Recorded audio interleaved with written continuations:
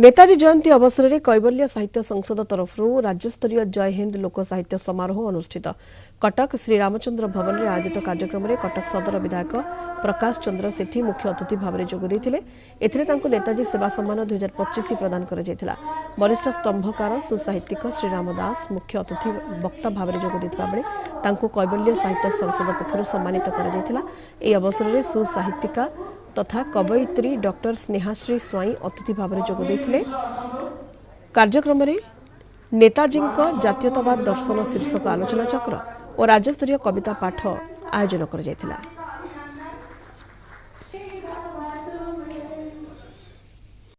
राज्यस्तरीय जय हिंद लोक साहित्य समारोह 2025 श्रीरामचंद्र भवन में पालन करुचु। यही अवसर में ओडिशार विभिन्न जिलूर शह शह संख्यार कवि लेखक सारस्वत स्रष्टा और समाजसेवी मैंने योगदान करिसेंति। नेताजी जो स्वाधीनता संग्राम रे तांकर जो अवदान थिला बलिदान थिला त्याग थिला से विषय में वक्ता माने वक्तव्य प्रदान करुछंती। समस्ते कविता पाठ करुछंती। आमर ए कार्यक्रम संपूर्ण सफल होईछि।